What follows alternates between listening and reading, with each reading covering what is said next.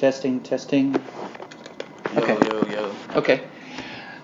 So Dajion, could you tell me how you found out about the contest for Information Literacy Month? Oh, definitely. One day in English class, our teacher brought it up to us because in English we were discussing the topic of literacy already, and we were going over our paper. She told us in the South Suburban College Library they're having a contest for the October Information Literacy Month. So I heard about it. Information literacy is something that I've been huge on since like the 8th grade. I never took into consideration how important it was until the 8th grade, until I had to write my first research paper. So it's definitely huge. I found out about it from English, as I said, and I'm very glad I found out about it. So. And I could have sworn I heard you say at some point that like writing is one of your favorite things to do. Definitely. Do you have a future career in mind that involves writing of any sorts?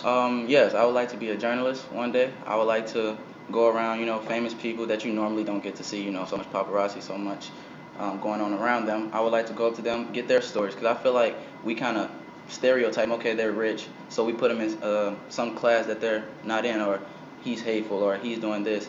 But I would like to, be the one to actually write their story, put it in fine print, and actually discuss what they actually go through on a day-to-day basis. Very good. Yeah. As far as the basic idea behind the paper that you submitted for the contest, could you sum it up for me in about 3 to 5 sentences?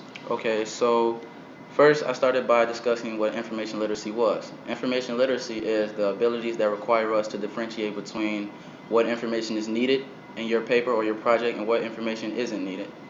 Then I went on to discuss how information literacy can be used in either the science field, the math field, or just the writing field, with quantitative data for calculating numbers within the math vicinity of everything, and qualitative, which is just the quality of what words you use and how you use them. So information literacy can be used from literally kindergarten on up, because you're going to be doing some type of reading. I hope you're going to be doing some type of reading, some type of writing. Whether it's writing your letters, you're going to need to know what letter goes where in the alphabet. So now that I'm in college, it's definitely been a big part of my grades. Like I did mention in my presentation, I haven't received less than a B on a paper, and that's all due to my fine understanding of what information literacy is. It isn't something that's impossible to figure out. It's just like a day-to-day thing that once you get started on, it's just going to be instilled in you, and you're going to keep that as you go on. So information literacy, when understood, can definitely get you places in life. And absolutely. And information literacy, as far as a topic, has only really come about in like the last 10 years. Exactly. Do you feel there's a reason for that? Are people in college today struggling with that more than before? And if so, what do you think is the solution? I do believe that is true. It has been being brought to light in the last 10 years. That is probably due to, what I can say, that's probably due to the fact that information is becoming huge, very huge, whether that's from technology, whether that's just books, whether that's just writing essays, whatever you're doing, information literacy, has struck the world in ways that I didn't see coming. But I'm glad that it did strike me down, I should say. Information literacy is huge, and for us to instill that, I think I'm still recording. Go ahead.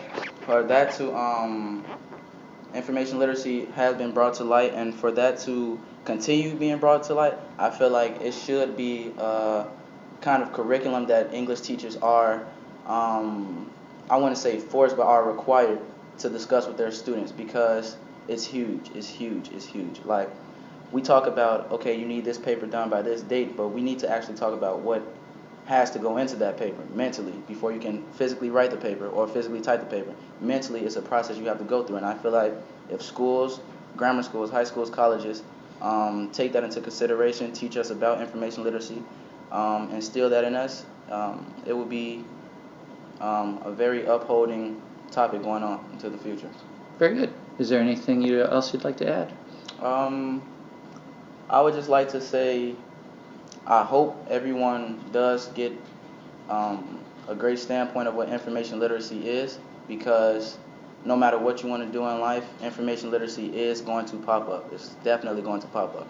Whether you're reading off a couple of construction site instructions to the guys, that's going to pop up. You're going to see numbers. You're going to need to know what numbers to tell them. You're going to need to know. You're just going to need to know a lot about information literacy and how to differentiate between what information is needed, what information isn't needed. Because, like our dean mentioned, everything that you see on the internet, it might be good information, but it's only a small selective information that is really needed for the project that you are doing. So if you have a good understanding of information literacy, you can go a long way, definitely. So that is something that I feel everyone should have an understanding for. Very good. Thank you very much. That's it.